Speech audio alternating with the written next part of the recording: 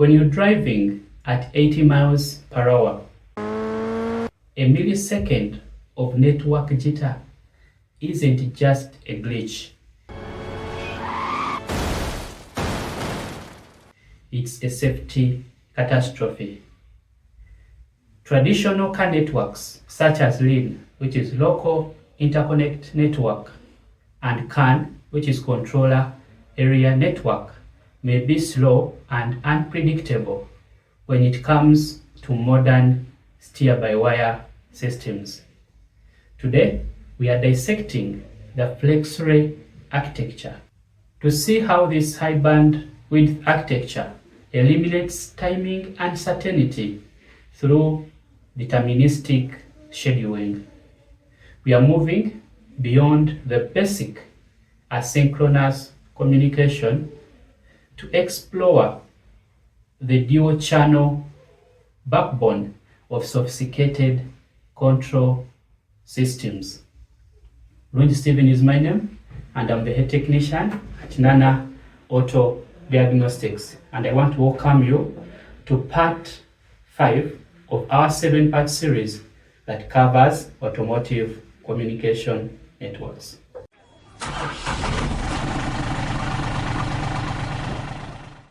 FlexRay is one of the newer communication protocols we have in automotive industry. And you agree with me that there is less information out there when compared to other networks such as LIN and CAN. So I'll try to share as much information as I can so that by the end of this video, you will have a better understanding of FlexRay communication. So in this video, we shall look at the systems that use FlexRay and its physical properties. We shall go ahead and examine the data frame and look at how signaling and arbitration are achieved on the bus. And lastly, we shall look at the waveforms when the bus is subjected to various faults, such as when the bus wires are shorted to either power or ground or to each other. So let's begin this exciting journey by defining FlexRay communication. So FlexRay communication is defined as a fast, safe, and precise vehicle communication protocol that features high data rates of up to 10 megabits per second, and that is per channel. And this communication protocol is deterministic. It was designed to replace or work alongside older systems like the CAN bus for advanced automotive control. And this protocol can employ up to 22 ECUs, or you can call them modules. FlexRay finds its application in a number of vehicle systems, which include steer-by-wire, brake-by-wire, active suspension and chassis control, powertrain management, advanced driver assistance systems, or what we know as ADAS, and many other systems. Let's go ahead and explain the physical properties of FlexRay communication, and we shall begin with a topology. Now, FlexRay employs mainly 3 topologies, and that is the bus topology. It employs the star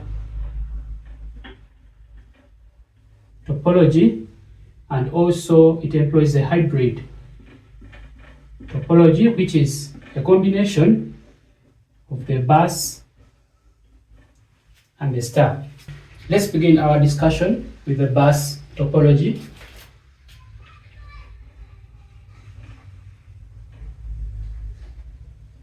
Now with the bus topology, the modules or ECUs are connected together using a twisted pair of wires. So if we have module 1 here,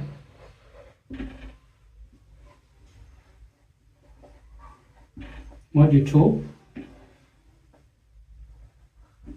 and module 3,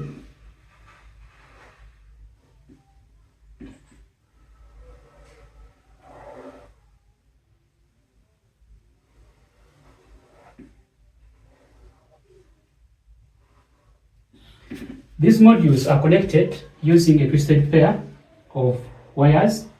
Now these wires, they are known as bus plus, or abbreviated as BP, and bus minus, abbreviated as BM. Just like in CAN, we had CAN high and CAN low. When it comes to FlexRay, we have BP and BM. BP, as we said, standing for bus plus, and BM standing for bus minus. Now the ends of these wires, they are always terminated with resistors.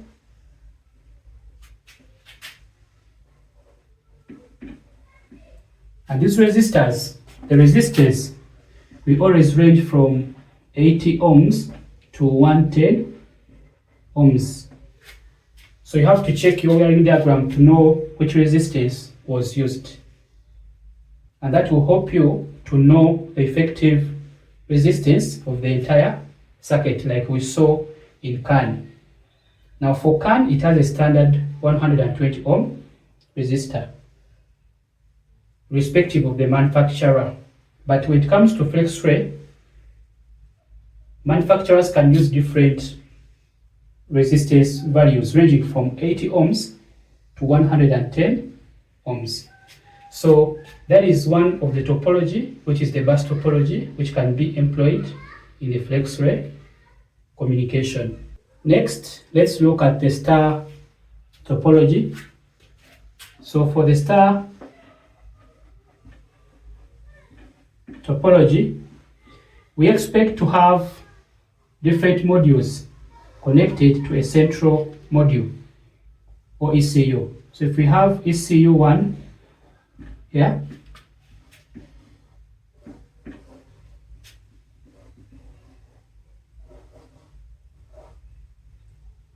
this is our central ECU that we could be connecting the various ECUs.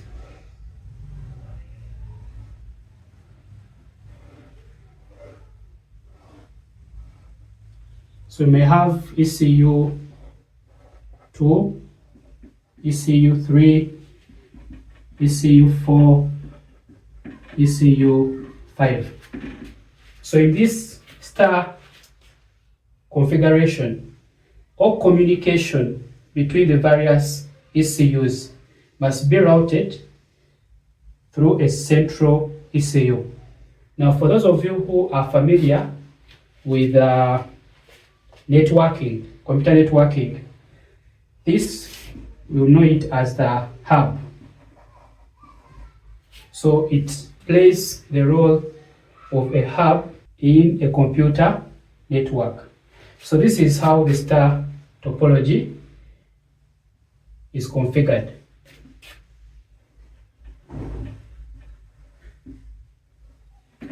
So for the hybrid, you're going to have two topologies combined together. So you may have different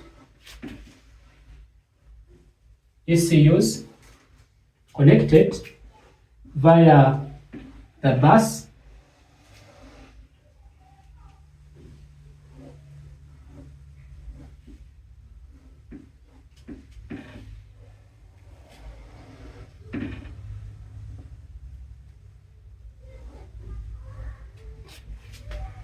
and then we have another system where this ECU is connected to other ECUs.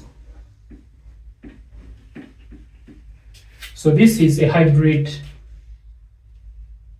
topology. It combines the bus and also the star. So these are the three topologies which can be employed in FlexRay communication. Just like the CAN bus employs differential signaling, FlexRay also employs the same technique. And let's see how that is achieved. Now when it comes to FlexRay, FlexRay employs 4 states. 2 in the recessive, which is the low idle and the idle, and 2 in the dominant, where we shall have a logic 1 and a logic 0. So what happens is, when the bus is at low idle, all the 2 voltages, which is bus plus and bus minus, set at 0 volts. Remember that we said the bus plus and the bus minus, these are the 2 twisted wires that connect the different modules. So the voltages on both wires will be at 0 volts. Now whenever they are at 0 volts, that state is known as the low idle. So what happens when you get the difference between the 2? If we have B plus minus B minus, which is bus plus minus bus minus, shall have 0 volts minus 0 volts. And that difference in volts will be 0 volts. So that state is what we refer to as the low idle. Now, when it comes to the idle state, the voltage will raise to 2.5 volts. Still, we shall compute for the difference, which is bus plus minus bus minus, which will be 2.5 volts minus 2.5 volts, still giving us the difference in volts as 0 volts. So in both cases, the difference in volts will be 0. Now you may ask yourself, how is the computer able to know that it's in low idle or it's in the idle state? Now it's able to know basing on what was used to calculate this difference. So you realize here, when the bus is at low idle, all the voltages were at 0 volts. But when it's at idle, the voltages will be at 2.5 volts. So that is how the ECU is able to identify these 2 states irrespective of their difference being 0 volts. So next, we are going to move on to the dominant states. And as I mentioned earlier, these will be 2 states. So what happens is, whenever we attempt to communicate on the bus plus will raise from 2.5 to 3.5. It's known as bus plus because it's moving upwards. So when you get a difference here between the bus plus and the bus minus, realize at this point the bus plus will raise to 3.5 volts and the bus minus will drop to a 1.5 volt reference. So 1.5 volts subtracted from 3.5, we shall end up with 2 volts, and this is positive. Now whenever we have a positive 2 volts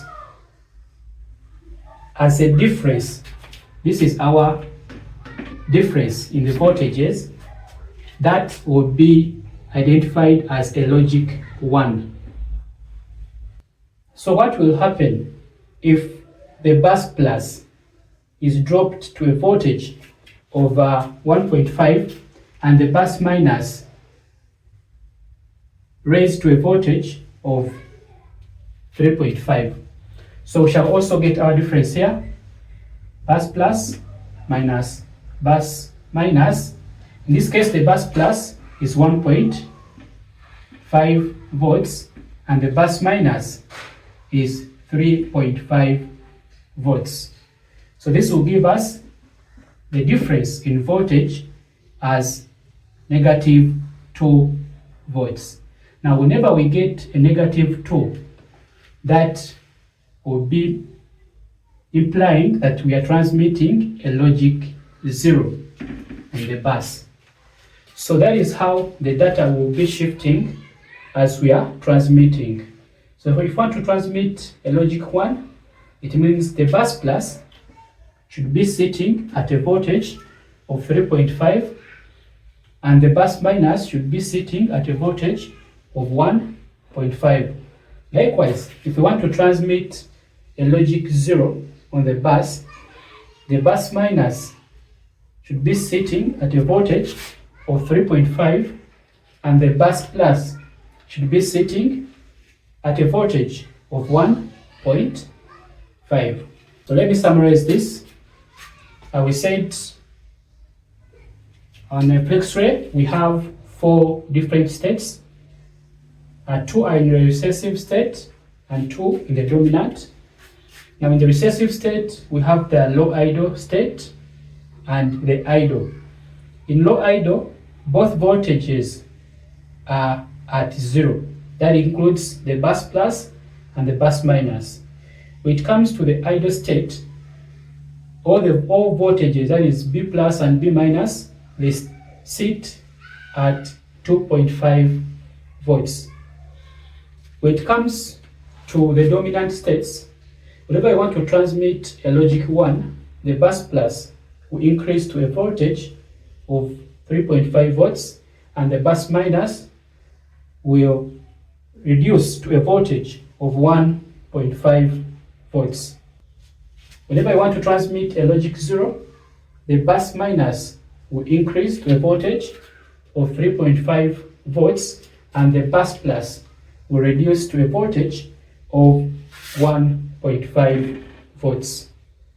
Let's look at FlexRay message frame. And this mainly consists of 3 parts, which include the header, the payload, and the trailer.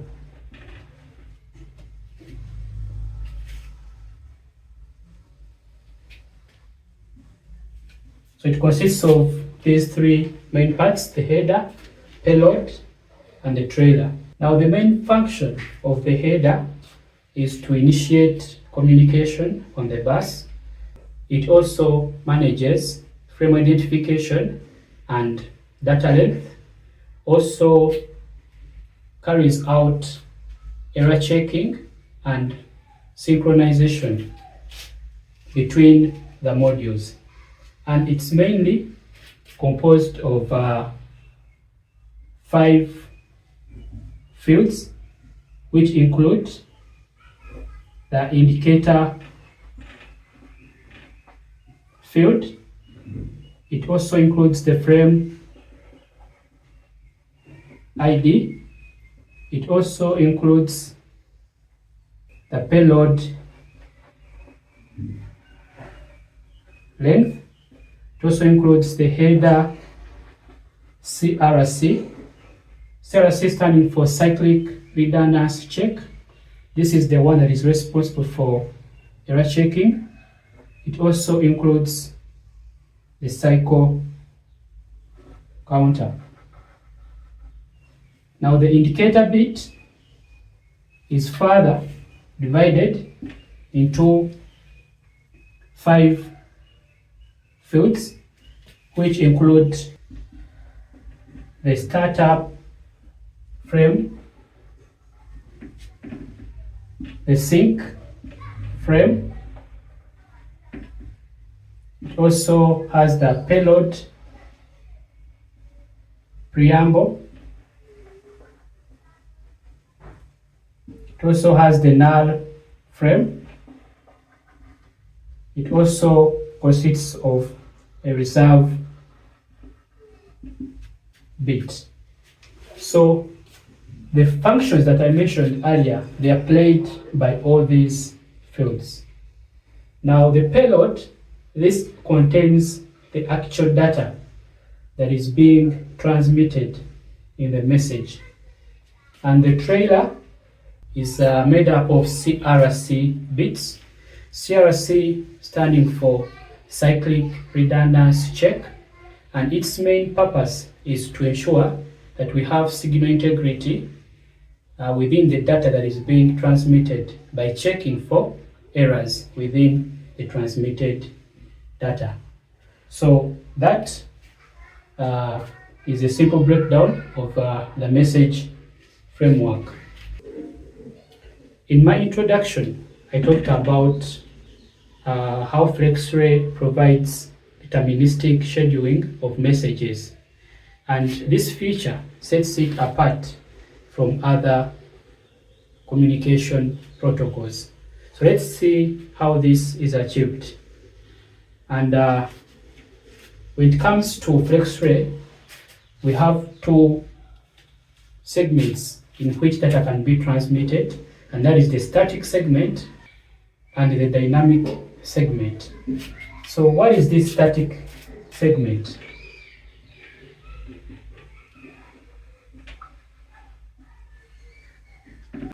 Under static segment, nodes are allocated time slots where they can transmit their data, and any given node cannot transmit data in a time slot that is not allocated to it. Let me now explain that in detail. Just imagine we have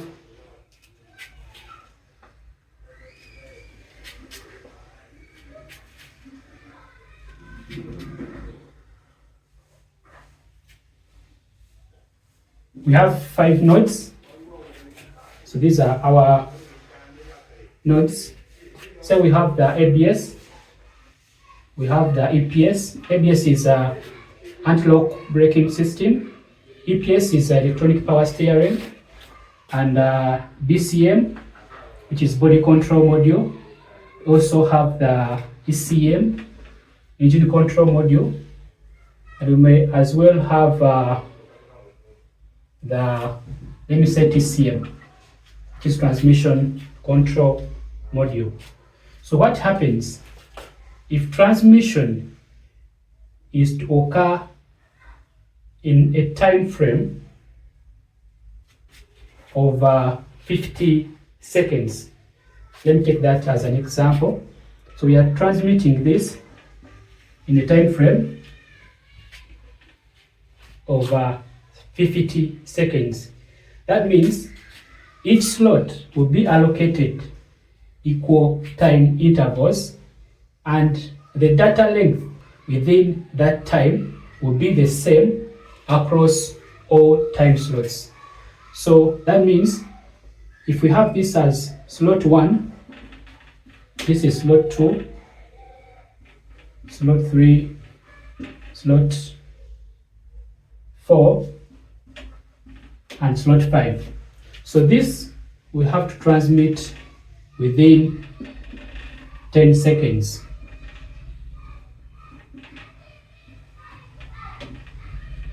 So when we are talking about static segment, every module is allocated a time slot in which it has to carry out its transmission. So what it means, if the ABS is supposed to transmit within the first 10 seconds of this 50-second cycle, if it misses or if it does not transmit within these first 10 seconds, it will have to wait for all these to transmit and then transmit again when its slot is available. So it's this that makes FlexRay kind of superior from other communication networks, because high priority information is usually programmed to take precedence in the first transmission cycles. So in that case, we are sure that that information can be delivered without interference or having to wait for transmission from other modules. So this static segment employs time division multiple access, usually abbreviated as TDMA. Now, its counterpart is known as the dynamic segment. For it, it uses the flexible time division multiple access. Now, in the dynamic segment, the slots are subdivided into mini slots, and the data length that is transmitted within each slot is not fixed as it is in the static data.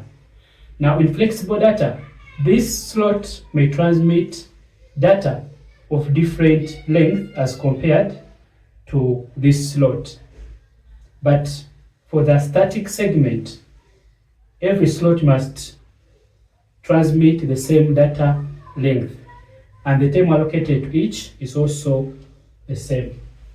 With that, let's go ahead and look at how a healthy FlexRay signal will appear on the scope and examine the various waveforms and how they will look like when we subject the bus to various faults such as shorted to power, shorted to ground, and shorted to each other. So when you scope the bus plus and the bus minus, you'll come up with a waveform similar to that. So our main focus should be on the voltage levels and on the symmetry of the BP and BM. What do I mean? When you look at the bus plus and the bus minus, they should mirror each other. And the voltage ranges will be between 3.5 volts and 1.5, as you can see in that image. And this may vary slightly depending on the manufacturer, but the voltage ranges will always be within those limits of 3.5 and 1.5. Now, what will happen if the BP or the bus plus is shorted to ground? Now, when the BP is shorted to ground, we are going to have the BP at about 0 volts. So we shall have a straight line oscillating about 0 volts. And the BM or the bus minus will lose that signal integrity because we can't achieve the differential signal when BP is shorted to ground. Likewise, when BM or bus minus is shorted to ground, we shall have the BM signal oscillating about 0 volts, and the BP in that case will also be distorted since we can't attain a differential voltage of +2 or -2. And what will happen if BP is shorted to battery voltage? So we shall see the level of BP increasing to battery voltage. So we shall have almost a straight line oscillating around battery voltage. And the same will happen if we have battery minus shorted to power. We shall have the BM voltage oscillating about battery voltage, and the BP signal will be distorted because we can't attain that differential voltage. And when BP and BM are shorted to each other, we shall have both lines running at the same voltage. So this may take different variations. We can have the BP and BM shorted to each other and also shorted to ground. So we shall have both lines oscillating about 0 volts. If they are shorted to one another and shorted to power at the same time, they will be oscillating about battery voltage. We shall be able to appreciate these concepts and more when we move on to our practical sessions. So if you have not yet subscribed, subscribe and keep yourself on this channel because more is still coming. Thank you for joining me, and in our next video we shall be looking at automotive Ethernet.